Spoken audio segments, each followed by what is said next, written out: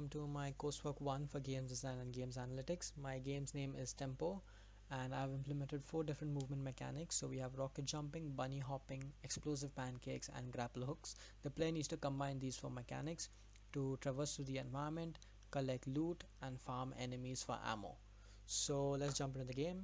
I'm going to hit play and we'll hit pause, and you can see at the top of the screen is the heads up display.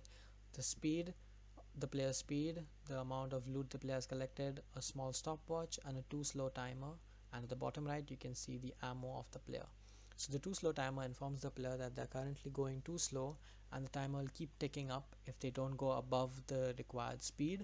Once the timer hits 10, it's a failed game and the player will have to restart the level. So the first mechanic, so let's just see how the too slow timer works. So right now I'm too slow, I'm stationary, so it's ticking. I'm moving, I was a bit fast there, so the timer reset. So there's a certain speed, so right now the timer is resetting, but now I'm too slow again, so it'll start ticking up. So I'm gonna head out, exit. The first mechanic we look at is the bunny hopping. So if I combine WASD and the space bar to jump just right, I get a small movement boost and I can traverse through the environment a bit quicker. The next mechanic we look at is the explosive pancake. So if I fire, an explosive pancake is spawned in the environment and it destroys itself after 5 seconds. Or the player can spawn it and trigger the explosion remotely by hitting right click. So depending on the angle at which I approach it, I can either get height or I can get distance. So that's one.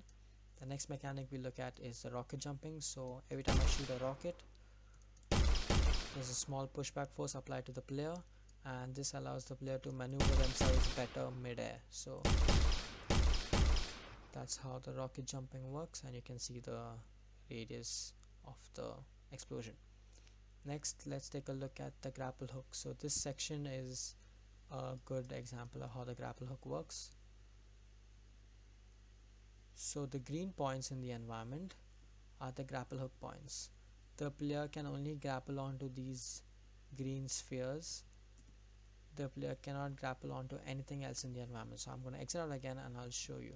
So these green spheres in the environment attached to these crane or lamppost shaped objects are grapple hook points, and the grapple hook has a certain length, so the player needs to be within that range to grapple onto objects. So those are the 4 mechanics.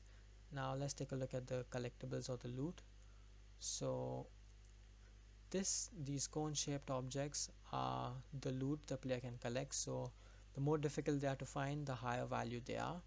And the blue dots right here, the blue spheres, they are ammo. So that's your rocket launcher ammo that the enemy will drop when you destroy an enemy. So let's just collect this loot for now, and you can see my loot is 2 and I'm currently standing on safe ground, so I'm not losing any of my loot. However, if I fall into the red ground below, you can see there's a -10 on the loot that I have collected. So every time I collect loot and if I fall into the red ground, I will lose 10 points off of my loot. So let's just do that again. And that's how the loot system works. So let's hit play and collect some small demo loot. So I'm gonna combine all the mechanics to collect some loot.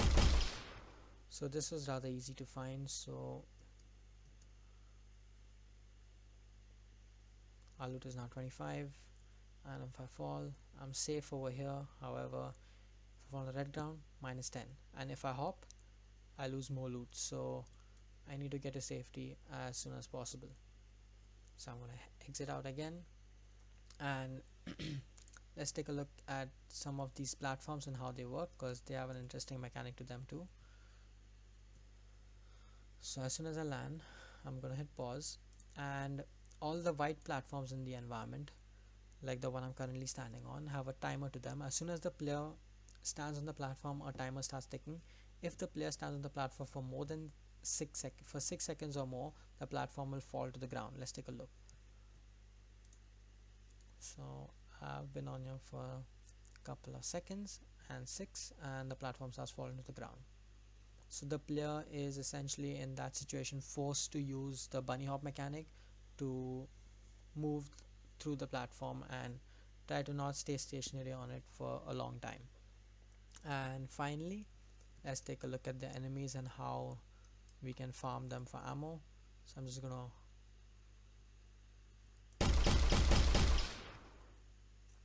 move here, and when I come within range, they'll start chasing me around. You can see how all of them chase me, and I shoot. They get destroyed and they drop some ammo. So let me just move these blue spheres. That's the ammo, so I can collect it. So I can essentially farm the enemies for ammo. So I'm gonna exit out, play again, and that's how the game works. That's the core loop. And here we have a similar platform that if I stand on it for too long, it will fall to the ground. But this is also programmed to move left and right. As you can see, it can also be changed to move vertically and vertically. It's just a click of a button as a game designer. So this is a small playground the player can use to explore these different mechanics and learn them and master them.